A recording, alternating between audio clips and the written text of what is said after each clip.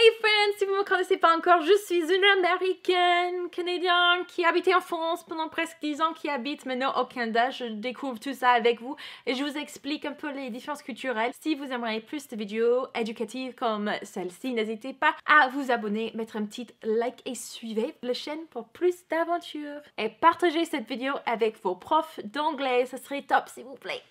J'espère que vous allez bien. Je vous filme dans mon sous-sol avec cette petit papier peint extrêmement canon derrière. Je sais que vous adorez. Mais bref, on va passer à autre chose. C'est pas de ma faute, hein, c'est comme ça. Il y a beaucoup de gens qui me demandent pourquoi les Américains ne souhaitent pas avoir un système de santé universel. Donc, il y a des différentes façons de former les systèmes de santé, mais pourquoi il y en a une bonne pourcentage des Américains qui sont opposés à absolument toutes les formes de systèmes de santé qui sont un minimum contrôlés ou payés par le gouvernement. La santé, ça ne devrait pas être un droit humain, avoir l'accès. Une personne pauvre devrait avoir autant d'opportunités qu'une personne riche pour la sécurité de santé et tout ça. Accès aux soins, n'est-ce pas? Ce serait pas juste le minimum au niveau éthique et tout ça? Selon moi, la réponse est l'endoctrinement par certains groupes politiques dont les business ne souhaitent pas payer plus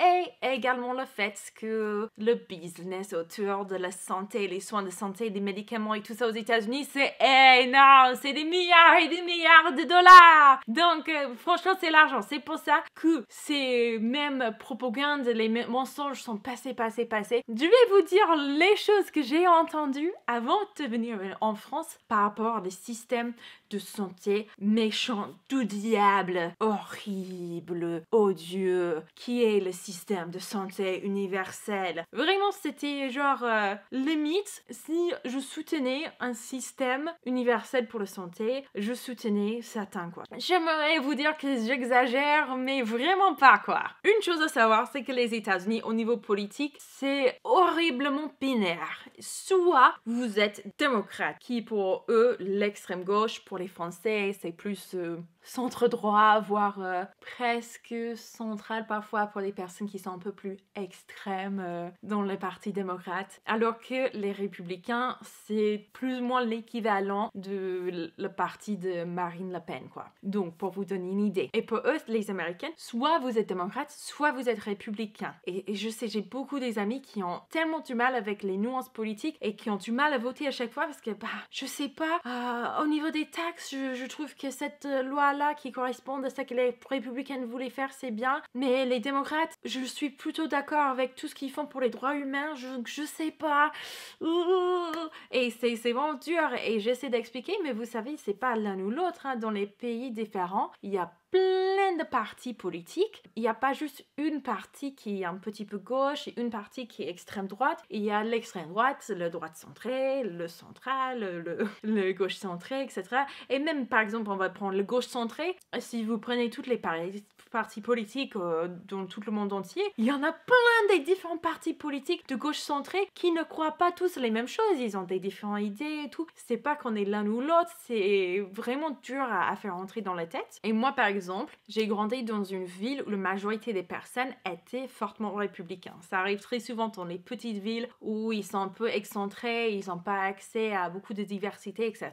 Et les informations sont assez réduites. Mais il y avait des personnes dans mon église quand j'étais jeune, de le pupitre qui prêchait à quel point ils étaient horribles, ces démocrates, quoi, que c'était vraiment, ils suivaient le plan de Satan, c'était un truc horrible. Et déjà ça, le fait que les républicains se sont entranchés dans cette politique contre le système de santé universel, ça fait que beaucoup de personnes vont même plus y réfléchir sur le sujet. C'est que moi, les démocrates le veulent, donc forcément, c'est mauvais. Et du coup, c'est très, très dur de changer des idées, de faire développer. Ça, c'est un vrai problème, surtout avec des personnes qui ont l'âge de mes parents ou mes grands-parents. C'est tellement inculqué dans la tête. Et pareil pour les démocrates. Parfois, il y a des démocrates ou même si un républicain va proposer quelque chose qui va vraiment leur aider avec leurs objectifs finaux, ils vont être opposés juste parce que c'est une position politique républicaine. Ici, aujourd'hui, on parle des républicains qui ne veulent pas lâcher les grappes parce que c'est eux qui sont opposés au système de santé universel. Mais sachez qu'il y a également, sur le côté des démocrates, des gros problèmes où ils ne souhaitent pas essayer de trouver des solutions qui vont convenir à tout le monde, quoi. Vraiment, les deux partis politiques, pour ça, c'est compliqué. Ils ont des problèmes chacun. Avant de venir en France, qu'est-ce qu'on m'a raconté par rapport au système de santé?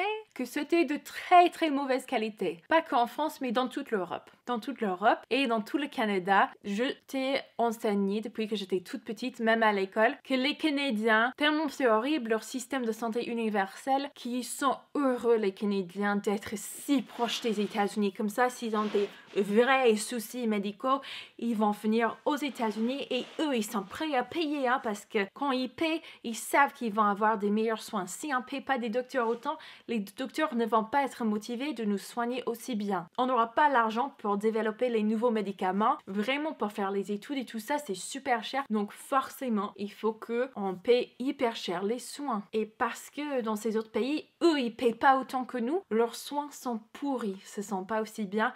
Et quand leurs soins sont bien, c'est uniquement grâce aux Américains, parce que les Américains, c'est eux qui ont dû sortir l'argent pour payer les études par rapport à ces médicaments et tout. Alors, je sais qu'il y a des personnes qui sont en train de derrière leurs écrans parce que je sais que c'est faux. Mais je vous apprends un message qui était fortement endoctriné chez une partie politique aux États-Unis. Et même il y a des personnes qui sont démocrates qui ont entendu ces choses et qui ont très peur d'un système universel pour la santé ou un système où même que les prix soient réduits parce qu'ils ont peur que toutes ces mauvaises choses vont arriver aux États-Unis également. On m'a également appris que du coup, pas seulement les Canadiens, ils viennent ici, mais même les Européens, ils prennent l'avion carrément pour venir aux États-Unis pour se faire soigner, pour plein de choses. Si un Français va se casser les jambes, il va pas rester chez lui. Non, il va venir aux États-Unis parce que tout au niveau de santé est supérieur ici. Alors ça, c'est complètement faux. Et n'importe qui a regardé des statistiques sur certaines choses va bien se rendre compte qu'il y a certains pays où c'est vrai qu'il y a plus d'experts que dans d'autres. Les États-Unis.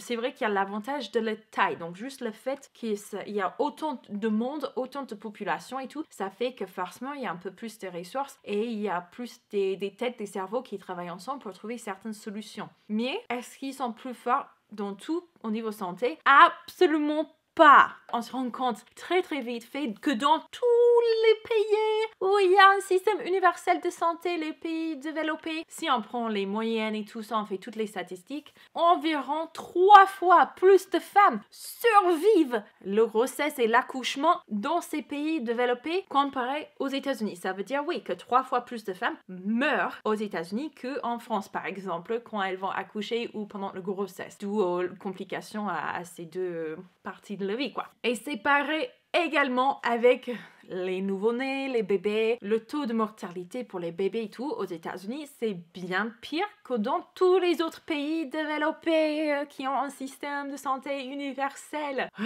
Un autre mensonge qu'on m'a appris, c'est que dans ces autres pays, vous avez du mal, vous allez voir des listes d'attente qui sont incroyable pour voir un spécialiste. Genre les listes d'attente qui va vous prendre peut-être des années pour vous faire opérer par exemple sur le cœur, alors que si vous n'êtes pas opéré dessus d'ici 3 semaines, vous allez mourir. Qu'il y a plein de gens qui meurent avant qu'ils arrivent à être opérés tellement les listes d'attente sont longues. Donc il y a 2 choses à prendre en compte que c'est pas forcément vrai. Aux États-Unis, ça arrive très souvent que pour voir les spécialistes, on doit également attendre très longtemps. Mais aussi, il faut prendre en compte que si jamais le temps d'attente est plus long qu'en moyen, il faut se dire que c'est aussi peut-être parce qu'il y a plus de gens qui vont se faire soigner alors qu'aux États-Unis, c'est que des gens qui sont bien assurés ou les personnes riches qui vont se faire soigner. Donc, oui, ici aux États-Unis, on ne soigne pas les pauvres. Donc, c'est tranquille, là. Eux, ils meurent et nous, on survit si on a l'argent. C'est pas plus éthique, hein. Par contre, c'est bien sûr ces personnes qui me racontent ça, je dis, mais est-ce que ça vous est déjà arrivé de voir un spécialiste aux États-Unis? Ils me disent parfois oui, parfois non.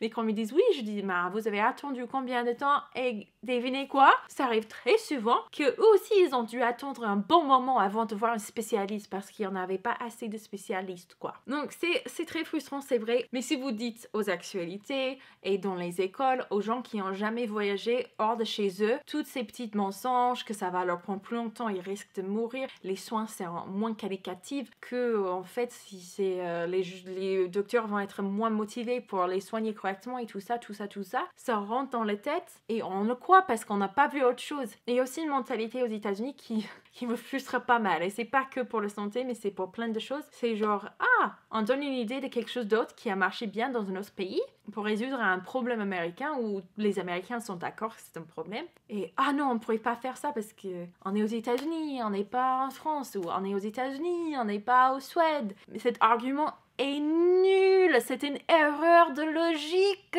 C'est pas parce que vous êtes aux États-Unis que forcément rien qui a marché pour les Français va marcher pour vous. Parce que, bien entendu, les États-Unis, pour leur philosophie et tout ça au début du pays, pour construire la constitution, donc ils sont tellement fiers. Ils ont piqué les concepts des philosophes européens, ils n'ont pas tiré ces idées de leurs fesses, c'était pas eux qui ont inventé toutes seules, et c'est uber frustrant.